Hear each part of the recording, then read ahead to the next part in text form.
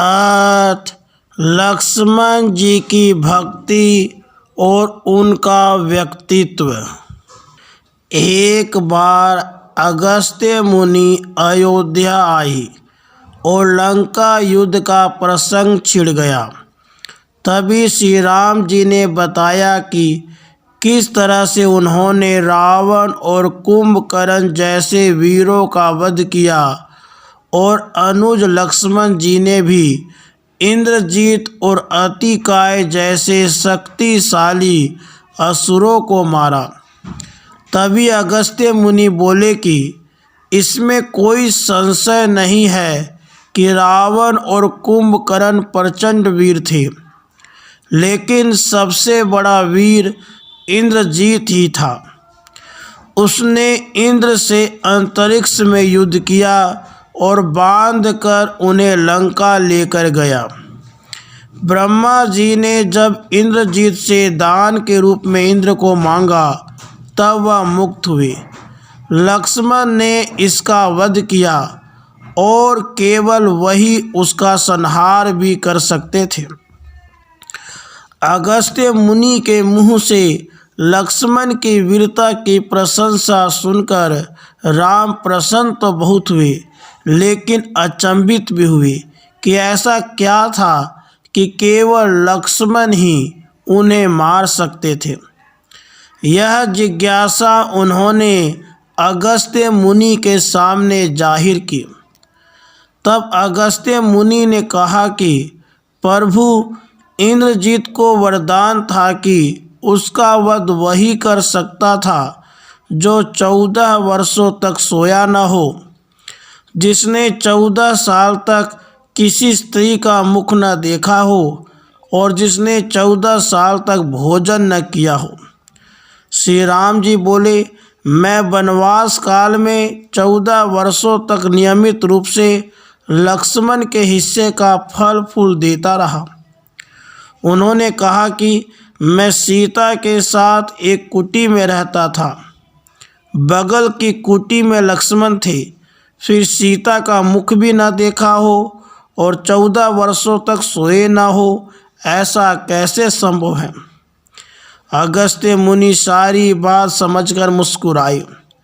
प्रभु से कुछ छिपा है भला।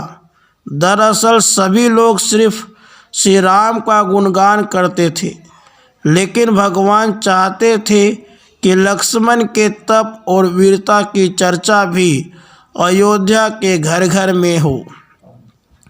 अगस्त्य मुनि ने श्री राम जी से कहा कि क्यों न लक्ष्मण जी से यह पूछ लिया जाए। लक्ष्मण जी आए तो राम जी ने कहा कि आपसे जो पूछा जाए उसे सच सच कहिएगा। प्रभु ने पूछा, हम तीनों 14 वर्षों तक साथ रहे, फिर तुमने सीता का मुख कैसे नहीं देखा?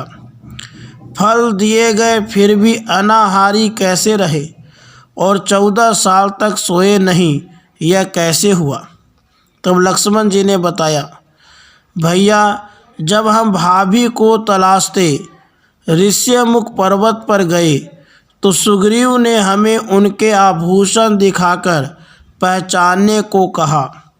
आपको स्मरण होगा, मैं उनके पैरों के आभूषण के अलावा कोई अन्य आभूषण नहीं पहचान पाया था, क्योंकि मैंने कभी भी उनके चरणों के ऊपर देखा ही नहीं।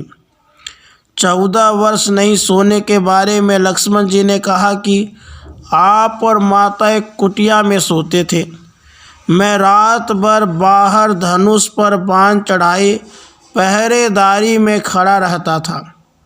निद्रा देवी ने मेरे आँखों पर पहरा करने की कोशिश की तो मैंने निद्रा को अपने बाणों से बेध दिया था। निद्रा ने हार कर स्वीकार किया कि वह 14 साल तक मुझे स्पर्श नहीं करेगी। लेकिन जब श्री राम का अयोध्या में राज्याभिषेक होगा और मैं उनके पीछे सेवक की तरह छत्र लिए खड़ा रहूँगा, तब वह मुझे घेरेंगी। आपको याद होगा कि राज्याभिषेक के समय मेरे हाथ से छत्र गिर गया था। लक्ष्मण जी ने आगे बताया कि जब मैं जो फल फूल लाता था आप उसके 3 भाग करते थे। एक भाग देकर आप मुझसे कहते थे, लक्ष्मण फल रख लो। आपने कभी फल खाने को नहीं कहा। फिर बिना आपकी आज्ञा के मैं उसे खाता कैसे? मैंने उन्हें संभाल कर रख दिया। सभी फल उसी कुटिया में अभी भी रखे होंगे। प्रभु के आदेश पर लक्ष्मण जी चित्रकूट की कुटिया में से वे सारे फलों की टोकरी लेकर आए और दरबार में रख दिया। फलों की गिनती हुई, लेकिन 7 दिनों के फल नहीं थे। तब श्री राम जी ने पूछा कि तुमने 7 दिन का आहार लिया था क्या? श्री राम जी के पूछने पर लक्ष्मण जी ने 7 दिनों के फल न होने का भी रहस्य बताया। उन्होंने बताया कि जिस दिन पिता श्री के स्वर्गवासी होने की सूचना मिली, हम निराहारी रहे। इसके बाद जब रावण ने माता सीता का हरण किया, उस दिन भी हम निराहारी रहे। उन्होंने कहा कि जिस दिन आप समुद्र की साधना कर उससे राह मांग रहे थे, उस दिन भी हम निराहारी रहे। जब इंद्रजीत के नागपाश में बंद कर दिन भर अचेत रहे, हम उस दिन भी।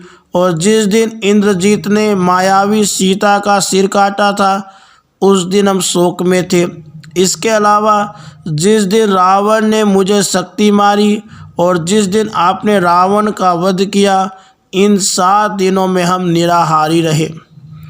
लक्ष्मण जी भगवान राम से कहते हैं कि मैंने गुरु विश्वामित्र जी से एक अतिरिक्त विद्या का ज्ञान लिया था।